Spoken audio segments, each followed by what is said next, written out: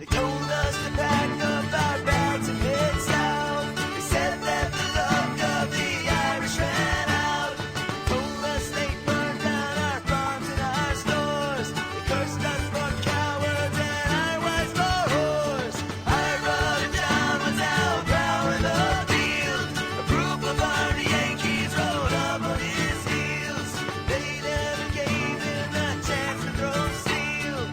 Fired at him till his young body lay still. The cries of our mother rang out through the land. Welcome, ladies and gentlemen, to Truth on the Tracks. I'm Brandon Turbeville, your host.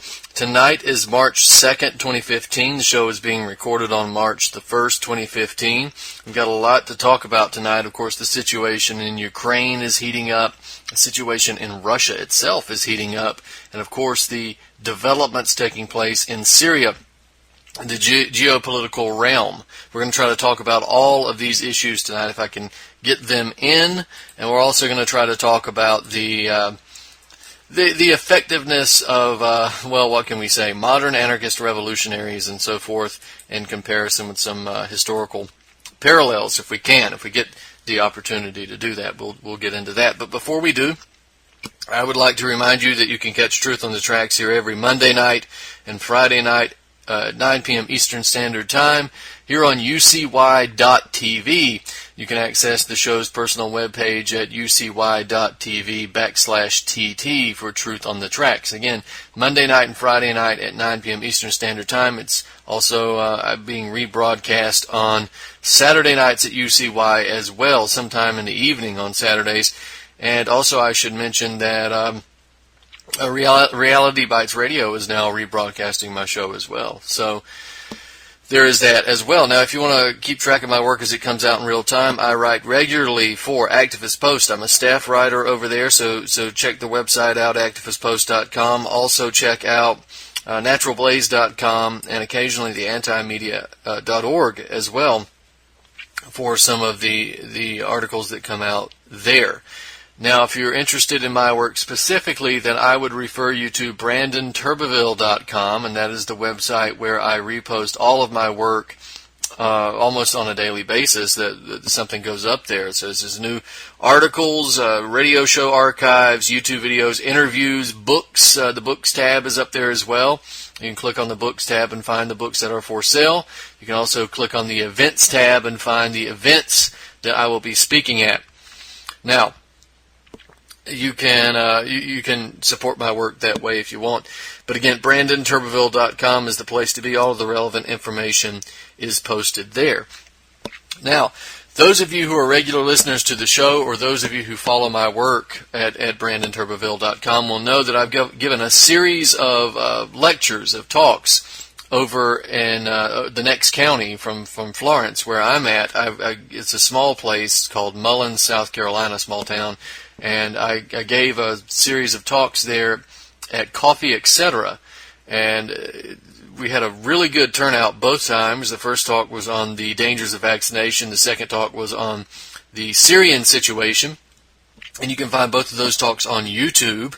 The event is now hosting two more events that aren't really having anything to do with me. I help put them together to some degree, but Coffee Etc. had one in the past by Eileen Powell of Herbs and Things. It's a local herb store in Marion, South Carolina, and I hope to have her on the show at some point. But she gave a talk on the benefits of herbs and vitamin supplements there at Coffee Etc. And she'll be giving another talk on March the 6th of this year. So that's Friday night, actually. If you're listening to this show on Friday night, the rebroadcast, then the talk is actually taking place, and that will be at 8 p.m., again, March 6, 2015, at Coffee Etc. in Mullins, South Carolina, again, at 8 p.m. So go check that out. The topic of the talk will be the immune system, and she'll be going through a number of ways that natural food supplements, vitamin supplements, minerals, etc., can benefit your immune system. That's especially timely considering the hysteria over vaccination, or anti-vaxxers, as the mainstream media would have us be called. So the address is 203 South Park Street, P-A-R-K Street, Mullins, South Carolina 29574. Again, 203 South Park Street, Mullins, South Carolina 29574. And the next week, that same coffee shop, Coffee Etc., 203 South Park Street, Mullins, South Carolina 29574, will be hosting another event by representatives of the, I guess you would say, the North Carolina chapter of the Tax Wall Street Party and the United Front Against Austerity. They will be coming to the same location. This is the North Carolina chapter of the Tax Wall Street Party and UFAA.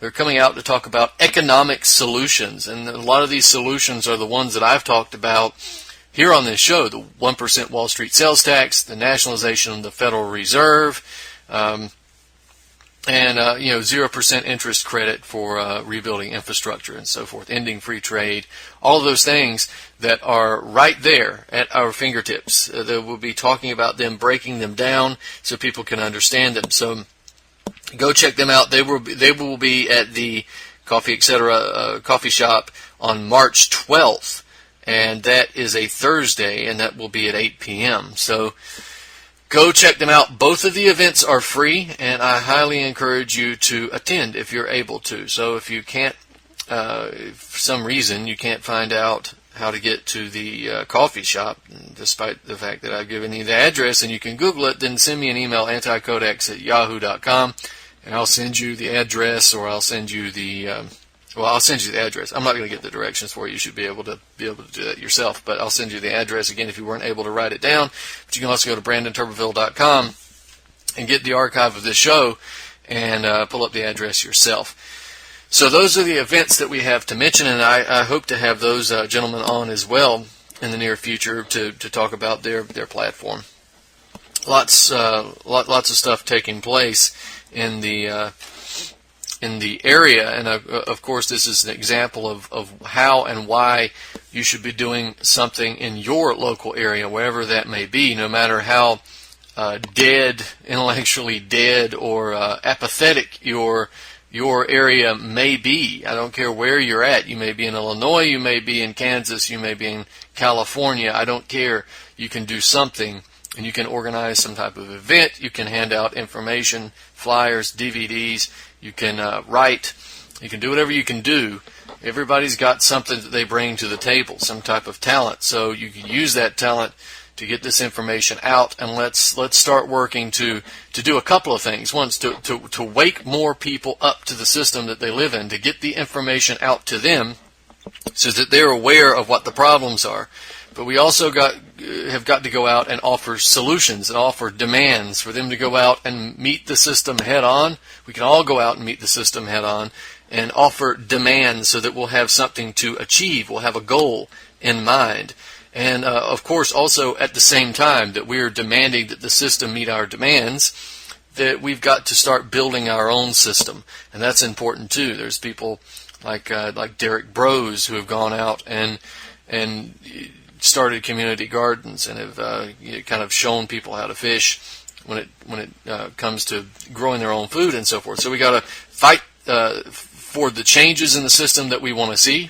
Sometimes that involves fighting the system entirely and pulling out of it. We got to fight for our demands. We've got to spread the information so people know what the problem is, and we've also got to try to pull ourselves out of that system of control as much as possible and build our communities despite the system that's in place. So this is sort of a three-pronged attack, and of course if you want to take the spiritual element of it into account too, then you've got a four-pronged attack. And I think we should all use every weapon that we've got in the shed, every weapon in the box to combat this system that we've got, this matrix system. But with all of that out of the way, let's talk about Ukraine for a minute. The peace deal that was constructed in Ukraine by Russia, France, and Germany, as well as the Ukrainian government, we had a deadline that came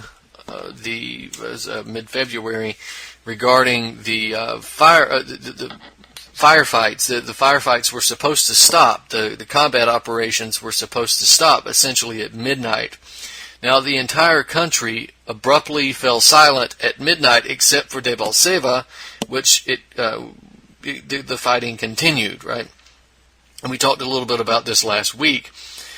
Debaltseve was at the time at least, the center of attention for the entire world, right? The Russian-European brokered ceasefire deal involved that immediate ceasefire between both sides and then a subsequent removal of heavy arms from the front lines. It's artillery, etc.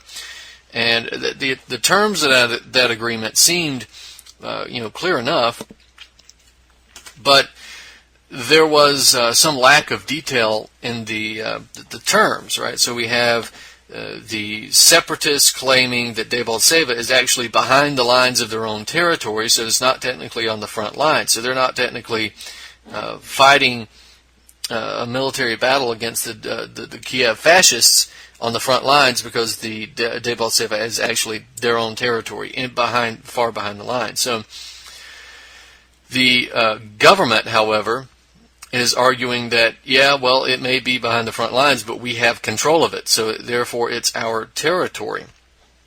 And to be honest, one could make some justification for either one, but I think what is really traditionally accepted here is that this is behind the lines of demarcation, because despite the fact that it's controlled by, or that it was controlled by government troops, it's behind the lines of demarcation. So it's in the territory of the separatists, so it should have been vacated by the government troops. And of course, the government troops were surrounded entirely, and that's part of the reason for the U.S. government's obsession with arming the Kiev fascists, which is that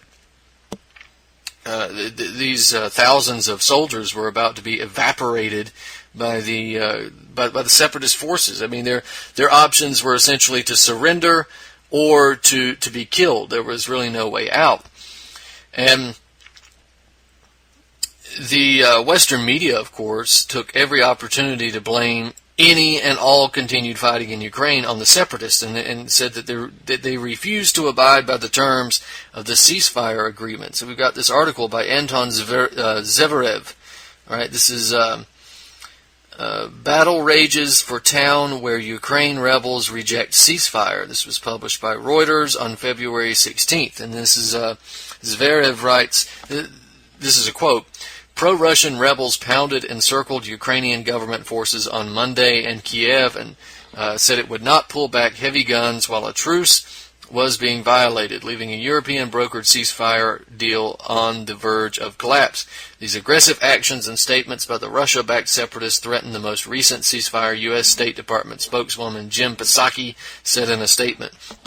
"We call on Russia and the separatists it backs to halt all attacks immediately. Rebels said soon after the ceasefire came into effect they had no intention of observing it at Debaltseve, where they have been advancing since January and now have a Ukrainian unit all but encircled." All right, so a little bit further, actually it's a different article by the Inquisitor. It said, quote, "Pro-Russian rebels in eastern Ukraine refused to honor the ceasefire agreement signed last Thursday by Russian and Ukrainian leaders, at least in the besieged town of Debaltseve, where the Russian-backed forces and Ukrainian government troops surrounded. The ceasefire deal went into effect just after midnight local time Sunday morning, that is around 4 p.m. Eastern Standard Time Saturday, and according to reports from the region, has largely held for the first 24 hours of the halt in the civil war that has killed a reported 5,400 people since April of 2014. But after the ceasefire was signed, the U.S. State Department warned that Russia was sending large numbers of missiles, rocket launchers, and tanks to the rebel militias around Debaltseve and other towns in the region claimed by rebels as their own. That claim is exactly why, according to one rebel military leader, the pro-Russia forces who want to secede from Ukraine feel that the ceasefire deal does not apply to the fighting in Debaltseve. Curiously, however, while Western media weaves... let's see, all right, so I moved on to the wrong article. There's some spacing issues here. So that was the article from Inquisitor. So notice that both of these write-ups leave out any reference to the fact that Kiev forces have also stated that they wouldn't abide by any ceasefire agreement. So they're focusing on some, off-the-cuff remarks made by the rebels that they didn't expect the ceasefire agreement to be held to. And they're taking those statements sort of out of context and blowing them up out of proportion, but they ignore all the statements that were made by the death squad agents to the same effect, or actually much more aggressive in tone. So, got a report by RT. Let's read the. Well, actually, we won't go through all of that because that's not necessary. But we had the right sector leader. That's Pravy Sektor. That's Ukraine's right sector. Nazi, I think right sector was actually called National Socialist Party, then it was turned to, I'm sorry, that's Svoboda. We'll get to that. But right sector is Pravy Sektor. It is a Nazi organization, not a neo-Nazi organization, but it's a Nazi organization. Make no mistake. The leader, Dmitry Yarosh, said that his movement, his Nazi movement, and his soldiers are going to reject, and they said that they did reject the Minsk peace deal, and that their paramilitary units in eastern Ukraine were going to continue active fighting according to their own plans. This guy, Yarosh, posted that on his Facebook page on the day before the ceasefire deal went into effect. At midnight, he said that right sector doesn't recognize the peace deal signed by the contact group on Thursday and agreed upon by all these other countries. Yarosh said that any agreement with the Eastern separatists that he calls terrorists has no legal force, and he said that he claimed that the Minsk deal is contrary to Ukraine's constitution, so Ukrainian citizens are not obliged to abide by it. He said if the army receives orders to cease military activity and withdraw heavy weaponry from the eastern regions, the right sector paramilitaries were going to reserve the right to continue the war. That wasn't reported on Western media outlets. Now, right sector continued to deploy troops and reserve units to train and support personnel while coordinating their activities with the military command of the Ukrainian army and paramilitary units of the Defense Ministry and the Interior Ministry, at least that's what he said. Yarosh is second in command of the Security and National Defense Committee of Ukraine. He's a well-known neo-Nazi. Right sector, if you remember, was the force that was responsible for a number of massacres in Ukraine, including the Odessa massacre. And again, no one saw Yarosh's statement in the Western press because that wasn't included, right? That wasn't in the narrative, as we say. There was no information regarding the fact that the Kiev soldiers named National Guard troops are made up of neo-Nazi forces like Right Sector and Svoboda, right? Remember, these forces in early 2014 were deputized, the Right Sector, Svoboda, the Nazis, were deputized by Interior Minister Arsen Avakov early 2014, and essentially they went from being brown shirts, thugs, and paramilitaries to being called National Guard. And that's what, whenever you hear National Guard in Ukraine, you think of Right Sector and Svoboda. So, this peace deal has been promoted as being the last chance for peace in Ukraine, and despite the fact that NATO is doing everything it can to wreck it, the peace deal seems to be holding on right now. But go check that article up that I was just discussing. The context of the article is: Western media blames separatists for ceasefire violation, ignores role of Kiev fascist, and all the links are there.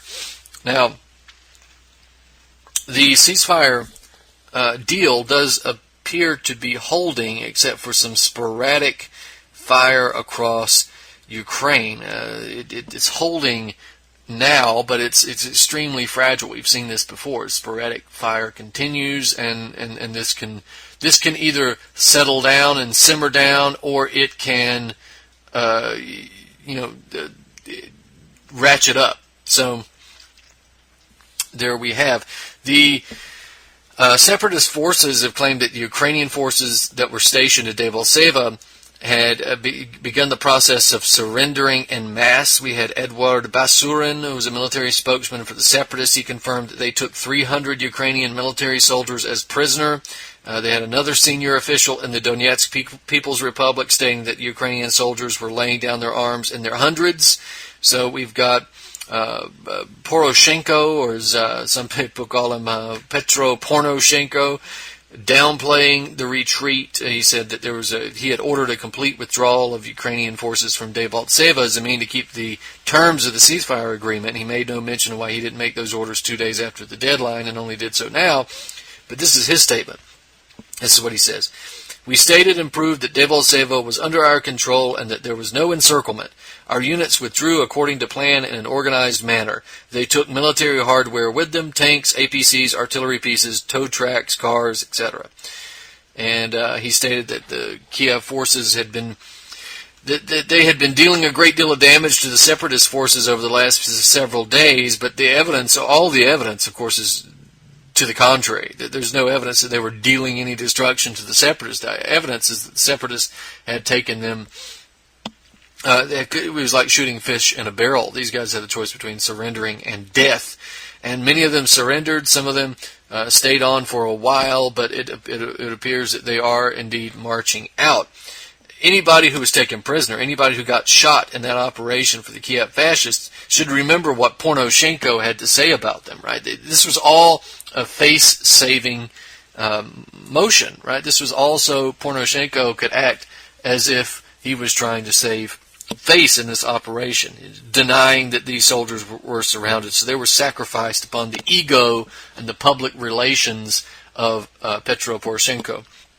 So we've got DPR, Donetsk People's Republic spokesman Denis Pushilin, who says that he disagrees, right, that the Kiev troops didn't evacuate, but they surrendered. He says most of these formations, which Poroshenko referred to, were defeated by the militia forces, and some of these units surrendered or are surrendering now. Okay, so this is, by the way, the now we're referring to is February the 20th, so about a week ago, just to keep in chronological context.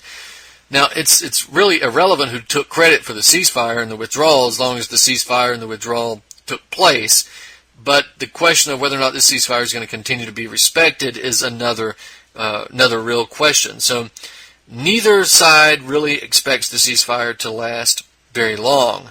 And again, there is still sporadic gunfire taking place all across Ukraine now.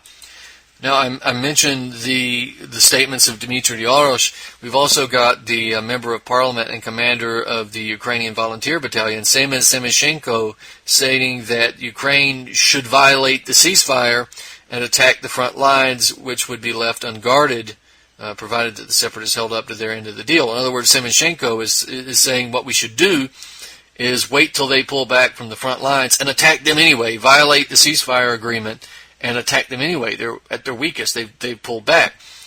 So NATO and the U.S., we've seen that they've repeatedly stated that they have this politically motivated skepticism, I guess is what we'll call it, about the potential success of the ceasefire.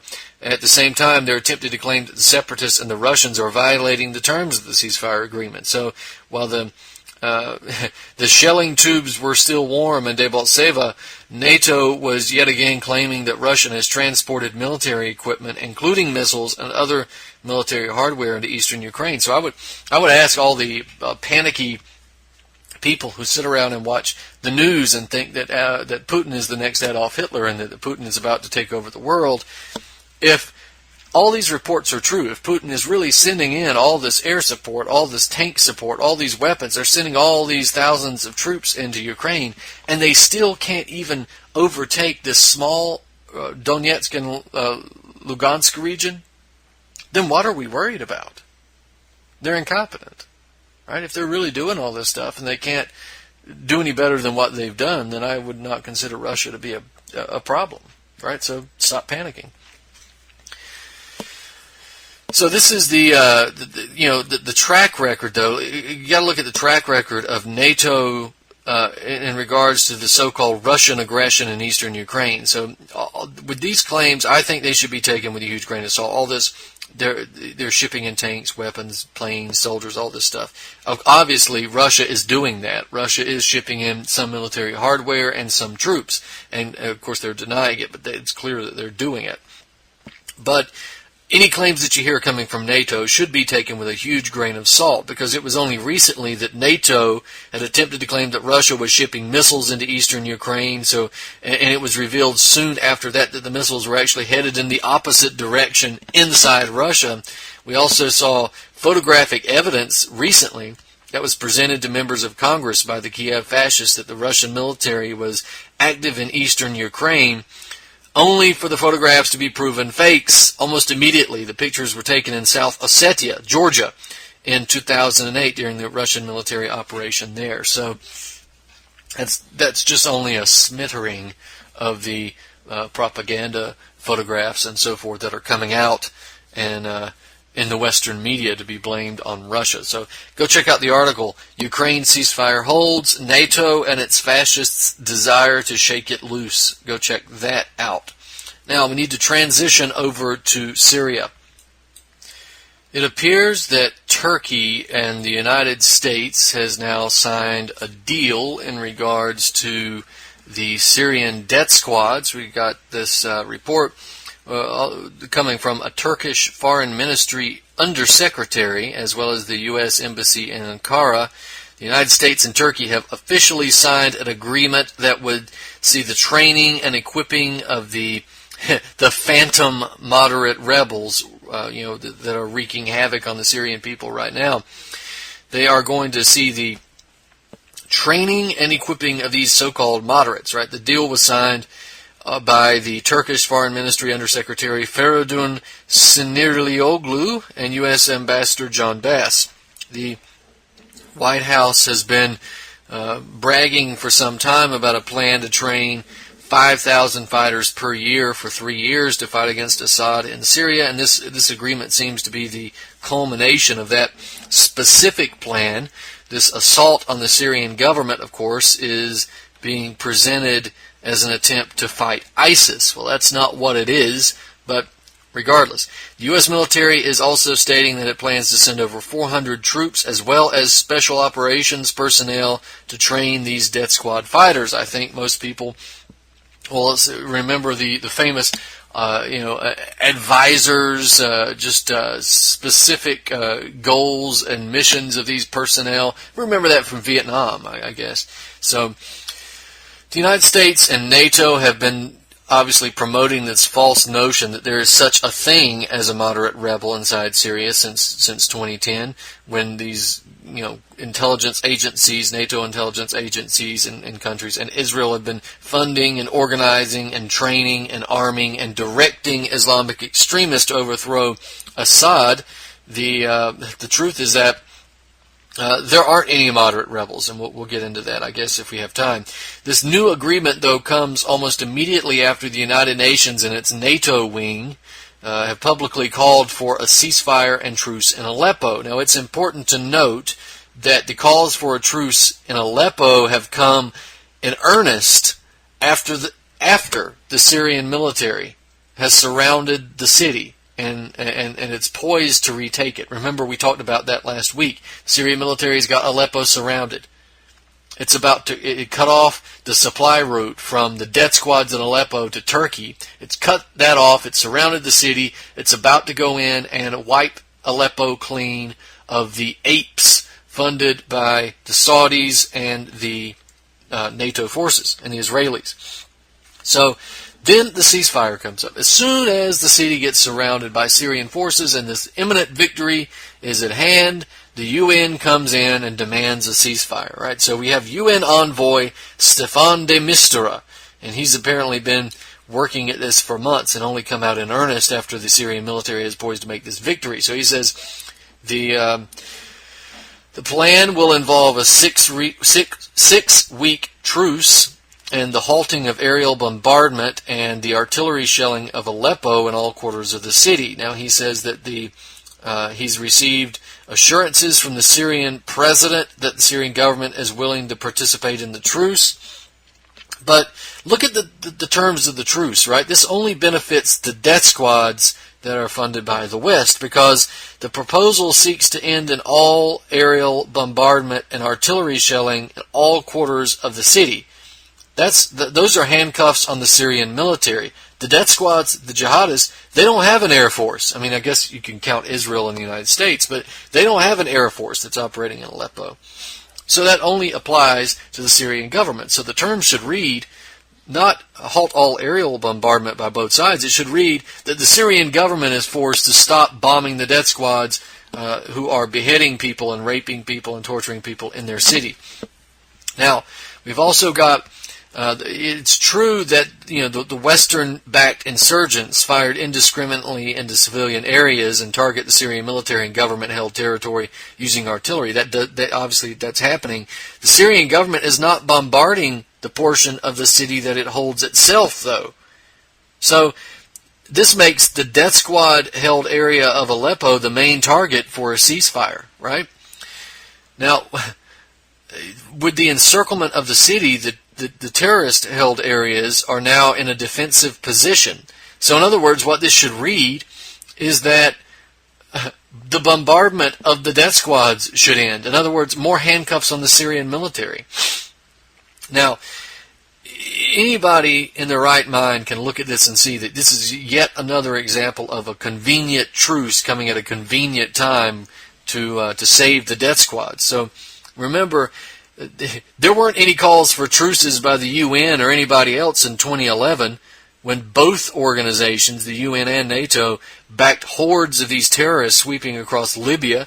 They didn't call for truces when the death squads were running rampant all across Syria. They only appear when Assad is gaining the upper hand. So the peace plan, the United Nations peace plan, is just nothing but an attempt to buy time for these jihadists so they can regroup, resupply, re-strategize, and hope that another convenient event takes place in Syria that will help break that encirclement in the meantime. So we got to be on guard for that. And there are rumblings that things are about to happen with this. Barack Obozo has just stated that we can now allow the death squads to call in military airstrikes. In other words, we are officially Al-Qaeda's air force. We are now taking orders from Al-Qaeda on the ground in Syria. And I don't know if any of I'm sure the listeners to this show will be well aware, but if anybody's just tuning in for the first time, I hope you don't think that the FSA or the Al-Qaeda is going to call in an airstrike on itself. It's going to call in an airstrike on the Syrian military. That's going to be a direct involvement with the U.S. military. Yeah, you'll probably get a few fanatics and psychotic apes that get mad at these other psychotic apes because one of them wore a green shirt on a Monday and that violates their stupid-ass religious code or something, and then they can call in an airstrike on their enemy. But overall, what you're going to see is that these groups are going to call in airstrikes against Syrian military positions. Oh, it'll be a mistake. The U.S. government didn't mean to bomb the Syrian military. Oops, they bombed the Syrian military. Eventually, the Syrian military will have to respond or get won away by attrition. Or you can see a situation in which the FSA calls in a bombing of the Syrian military, and it's justified because we're supporting the we're supporting the so-called moderate rebels of the FSA. And then the accent is, we didn't want to have to bomb the Syrian forces. We wanted to bomb ISIS, but we were forced to because they were overtaking the moderate rebels, so we don't apologize for that. You can see where this is going. So if you got any of the slightest critical faculties left, then you should see that these ceasefires are only reserved for the targets of NATO and U.S. imperialism. These truces, ceasefires, these overtures to peace are a one-way street for NATO. The United States and Turkey are suggesting that Assad stop firing at foreign-backed extremists who have just unleashed hell on earth upon his country, and at the same time openly declaring their intent to recruit, arm, and train these very terrorists at the very same time, right? Now, you can say, are these fighters extremist terrorists or are they moderate terrorists? Once you start splitting hairs here. Once you get a moderate cannibal versus an extremist cannibal, does it really matter? They're all extremists. There are no moderates in Syria.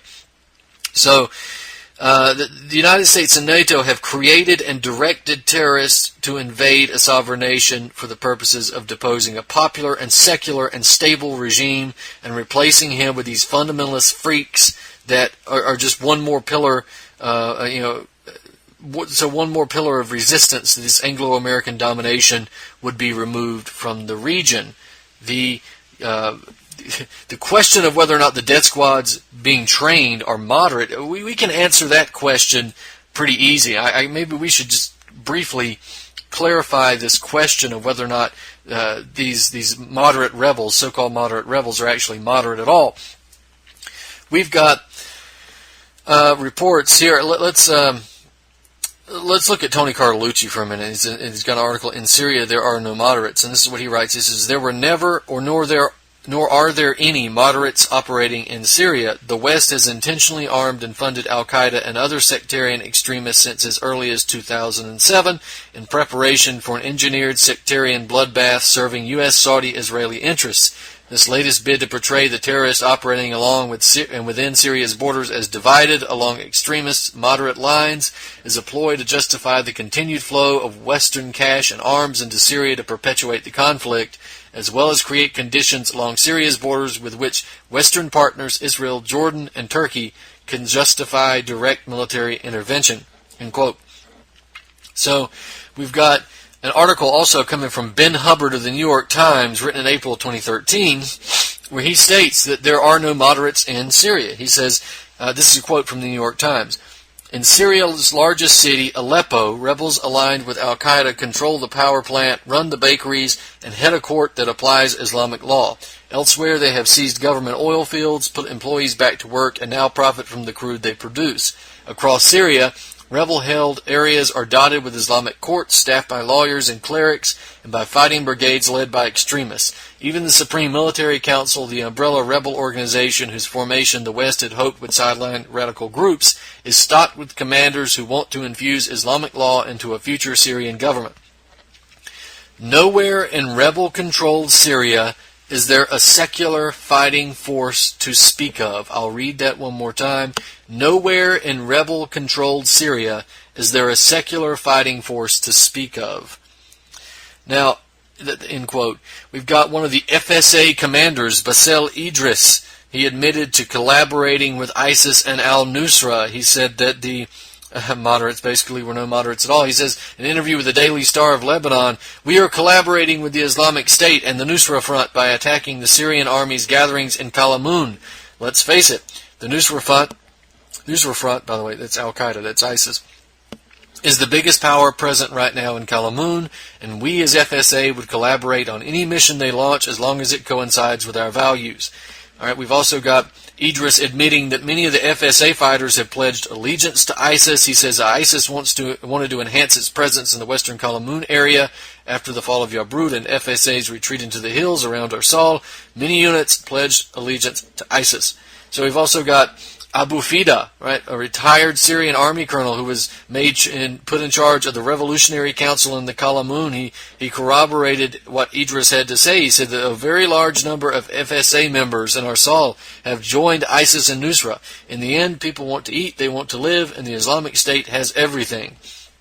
So, not only the FSA, not only the Syrian Revolutionary Front has openly admitted to working with al-Nusra and al-Qaeda as well. We've also got the, again, as I said, Syrian Revolutionary Front, Jamal Maruf admitting that his fighters coordinate with Nusra and al-Qaeda regularly. Of course, we've got Harakat Hazam that's working as well. All these groups are working with them.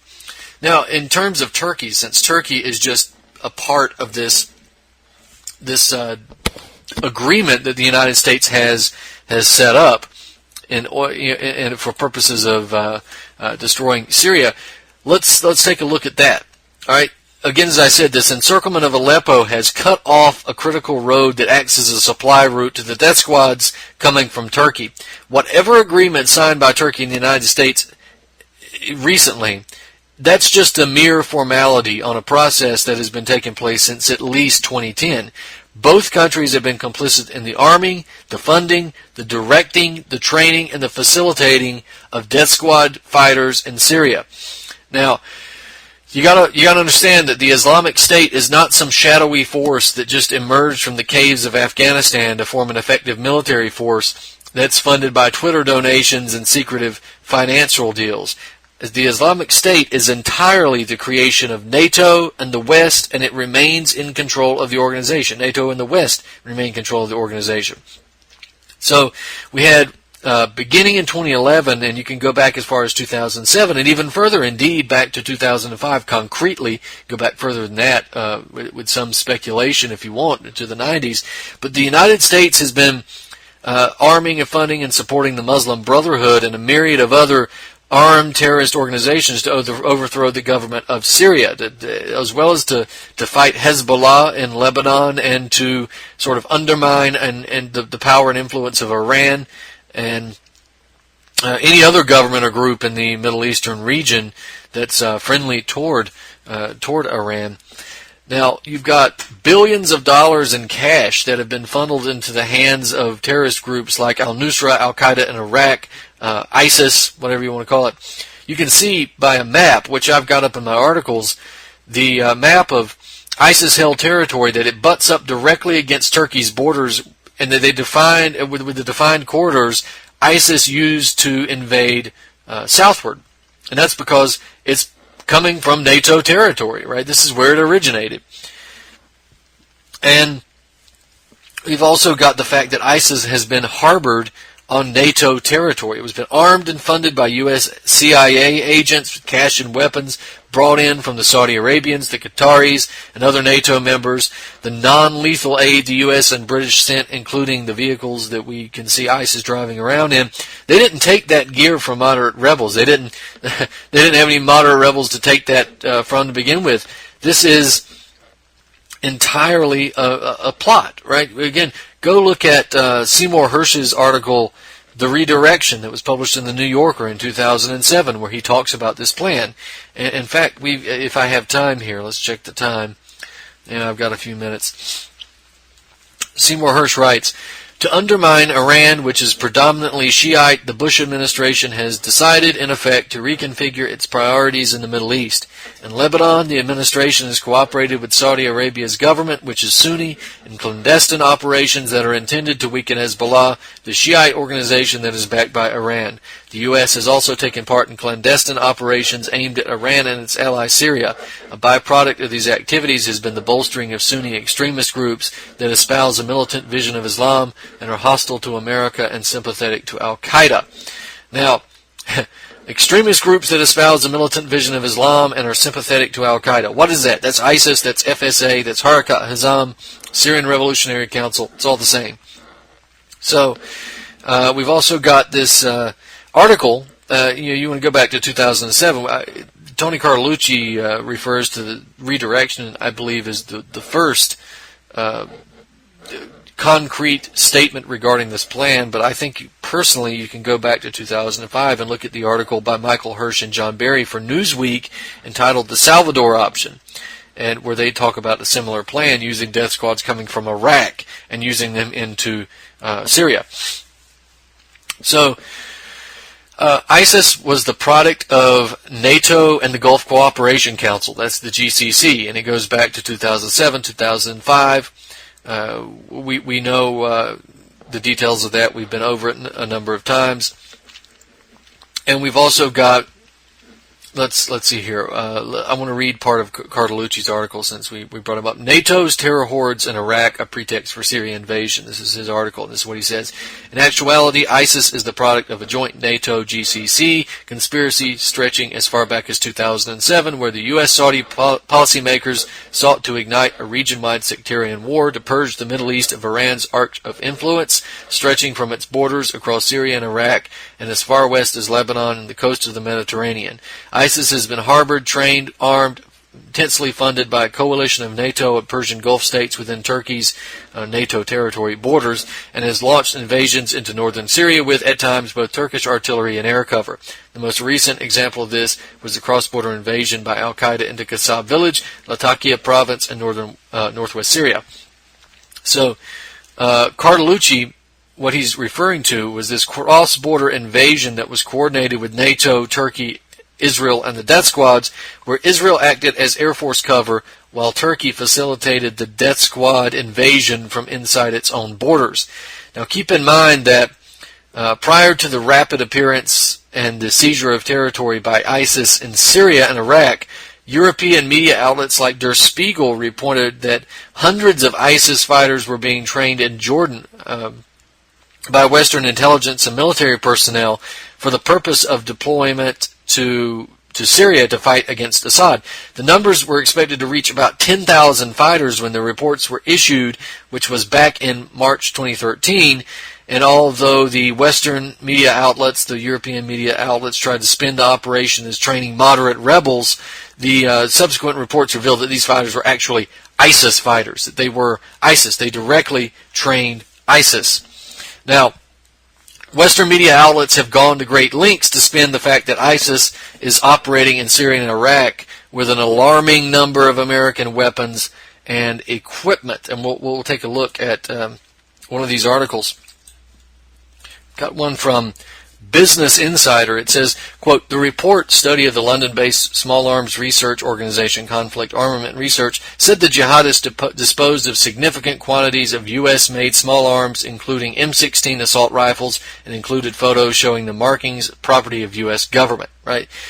The article also said that a large portion of the weapons used by ISIS were provided by Saudi Arabia, close American allies. In other words, they have clear evidence, right, that these arms are American-made. Now, usually the Americans, when they arm the death squads and terrorists, they use Eastern European weapons, leftover weapons. And again, the M16 is sort of relatively obsolete. But the importance of these reports, though, is that what we see is that the weapons are actually U.S.-made small arms. So it's our only export now, that and democracy. We have a report also in October 2nd, 2014. Turkey's parliament passed a resolution to allow the Turkish military to enter sovereign territory of Iraq and Syria under the pretext of battling Western Western-backed Islamic State militants. And of course, that's what they did. We'll get into that in a minute. The resolution allowed foreign troops to use Turkish territory for the same purpose, suggesting that the Incirlik Air Force Base might be used by the United States for airstrikes in the near future. And that vote passed 298 in favor, 98 opposed in the Turkish parliament. Now, despite the claims that the vote was centered around defeating ISIS on its borders, we had Recep Erdogan, the prime minister, stating, inadvertently that the real target was Syrian government, was Assad. And this is the BBC, and he's kind of saying, speaking in Parliament earlier on Wednesday, President Recep Tayyip Erdogan urged the West to find a long-term solution to the crises in Syria and Iraq, pointing out that dropping tons of bombs on ISIS militants would only provide a temporary respite. He said an effective struggle against ISIS would be a priority for Turkey. The immediate removal of the administration in Damascus would also continue to be its priority. We had Erdogan also calling for a buffer zone on the Turkey-Syria border, which would be enforced by a no-fly zone so he could ensure security. But we know that a buffer zone has been part of the NATO agenda against Syria since the beginning of the crisis in the country. Remember, it was under the guise of a humanitarian corridor or buffer zone in Libya that NATO bombing took place, which ultimately led to the destruction of the Libyan government, the murder of Gaddafi, the chaos and anarchy that we see all across the country now. So we've got an article or a report coming from the Brookings Institution back in 2012 titled Assessing Options for Regime Change. And let's read this because they talk about a buffer zone there. I think I've gone over this a number of times, but it bears repeating. An alternative is for diplomatic efforts to focus first on how to end the violence and how to gain humanitarian access, as is being done under Annan's leadership. This may lead to the creation of safe havens and humanitarian corridors, which would have to be backed by limited military power. This would, of course, fall short of U.S. goals for Syria and could preserve Assad in power. From that starting point, however, it is possible that a broad coalition with the appropriate international mandate could add further coercive action to its efforts. So they went a little bit further, and they talked about a plan that eerily resembles the one that's taking place now, where Syria is the target. Turkey coordinates with Israel, could help overthrow Assad. Multi-front war is what they call it. Let's read that quote. In addition, Israel's intelligence services have a strong knowledge of Syria, as well as assets within the Syrian regime that could be used to subvert the regime's power base and press for Assad's removal. Israel could posture forces on or near the Golan Heights, and in so doing, might divert regime forces from suppressing the opposition. This posture may conjure fears in the Assad regime of a multi-front war, particularly if Turkey is willing to do the same on its border, and if the Syrian opposition is being fed a steady diet of arms and training. Such a mobilization could perhaps persuade Syria's military leadership to oust Assad in order to preserve itself. Advocates argue that this additional pressure could tip the balance against Assad inside Syria if other forces were aligned properly. Now, end quote. Turkey whined and groaned for some time over the influx of Syrian refugees as a result of the humanitarian crisis that it helped create through the funding of ISIS. But the recent influx of refugees came from the city of Kobani, or Ain al-Arab, where ISIS fighters had been herded. Death squad herding is what I have labeled it as, by American airstrikes for the purpose of reinforcing the fighters already battling Kurdish and Syrian forces there. So maybe we can get into the Kurdish situation later. Now, this all remains to be finalized and pointed out, is that the Turkey-U.S. agreement is not anything new. This is part of one more tiny part of a larger process where NATO acts as the trainers and the directors and the financiers and facilitators of terrorists. But we should make it clear that these fake peace agreements and these politically based truces are not acceptable, and they're no longer credible in the eyes of the public, of any informed observer. So we only advocate, we want peace, but we only want true and total peace. We want stability, we want reconstruction. Only these are acceptable options for Syria, not fake UN peace agreements that are designed to buttress the operations of the death squad. So go read my article on this. U.S.-Turkey signed deal to arm death squads in Syria, while UN calls for Assad government ceasefire against death squads. So that's up there at Activist Post and BrandonTurbeville.com. We need to get into Robert Ford if we can. I don't think we have time to do that tonight, but what we can discuss, we've got just a couple more minutes. We had Turkey proving that Israel and the United States are not the only nations that can violate the sovereignty brazenly of other countries and do so without the fear of reprisal because they have NATO to back them up. We had the Turkish invasion of Syrian soil on February 22nd under the guise of protecting and securing the tomb of Suleiman Shah. And the tomb is largely regarded, he's one of the grandfathers of the Ottoman empires. This is why Turkey has an interest in this. But the tomb is largely recognized as a Turkish exclave since the early 1920s, when in 1921 it was agreed by at the Treaty of Ankara that the Turks would be allowed to raise the Turkish flag over the tomb and place a small number of Turkish guards around the mausoleum and use that as an exclave. So it's about 23 miles from Turkey itself, about 23 miles inside Syrian territory as an exclave. So if you look at the mainstream Western press like CNN, you see the Turks were forced to evacuate the tomb and its contents because of the escalating violence in the area. The CNN also is reporting that the evacuation was led and conducted with 40 guards stationed around the tomb. But the reality is that the tomb evacuation was actually a relatively large military operation which involved about 600 Turkish soldiers, 100 tanks, and APCs. So the Turkish military apparently entered Syria via Kobani or Ain al-Arab. And it should be pointed out that while ISIS presence in towns and cities surrounding the tomb was cited as the reason for the evacuation, that with ISIS so close to the tomb, not one shot was fired at the Turkish military while it conducted its operations. If the Western reports are to be believed here, ISIS is the absolute worst strategist when it comes to avoiding unnecessary conflict with nations that aren't necessarily engaged in combat against it. The fact that ISIS forces would allow the Turkish forces to enter its territory without so much as even the threat of violence, that's not really believable, right?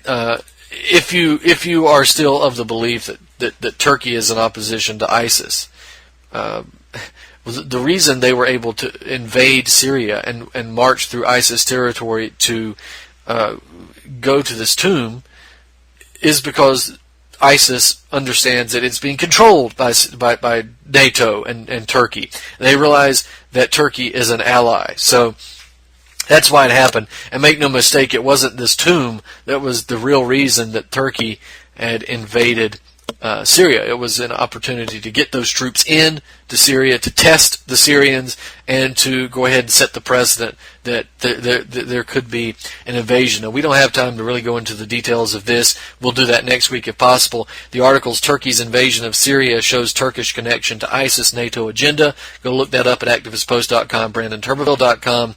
Ladies and gentlemen, we'll cover the rest of this stuff next week and probably talk about the modern anarchist revolution at some point soon as well. So this has been Truth on the Tracks. I'm Brandon Turbeville.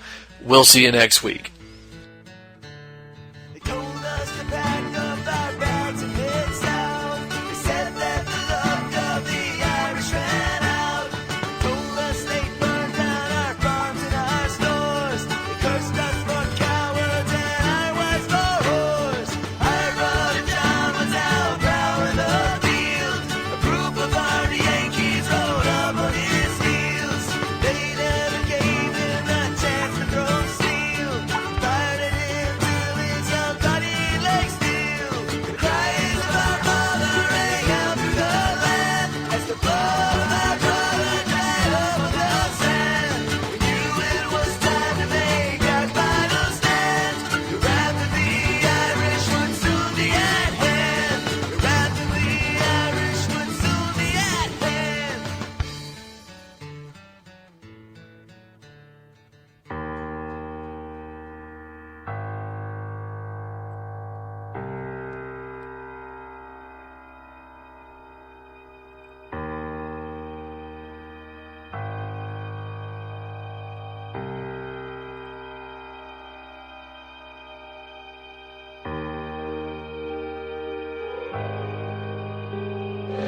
Two simultaneous operations, dragging Turkey deeper into the Syrian civil war.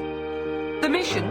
To evacuate and relocate the tomb of Suleiman Shah, the grandfather of the first Ottoman Sultan. The shrine is located in a Turkish enclave inside Syria. Turkish special forces were dispatched last March to protect it from ISIS militants who surrounded it. Late Saturday, another group of Turkish soldiers entered Syria and travelled through the Kurdish-controlled town of Kobani to recover everything inside the tomb and evacuate the besieged forces. All the while, another Turkish unit prepared a new site by raising the Turkish flag at the Eşme village, a location much closer to the Turkish border, but still inside Syrian territory. The ongoing conflict and state of chaos in Syria posed serious risks to the safety and security of the tomb, the Turkish Foreign Ministry said in a statement. Turkish Prime Minister Ahmet Davutoglu personally followed the operations with high-ranking officers. But Ankara's bold moves have already raised the ire of the Syrian government in Damascus, who have long accused the Turks of supporting rebel factions. Turkey has gone far beyond providing all forms of support to gangs like ISIS, Jabhat al-Nusra and other al-Qaeda-linked terrorist organizations to carry out a blatant aggression on the Syrian territory.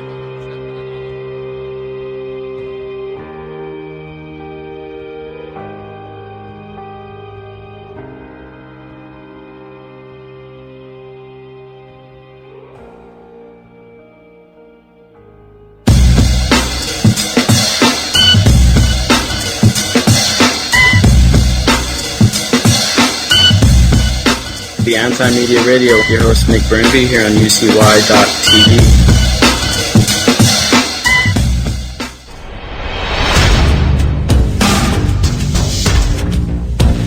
Truth on the Tracks you can catch every Monday night and Friday night at 9 p.m. Eastern Standard Time here on UCY.tv. For more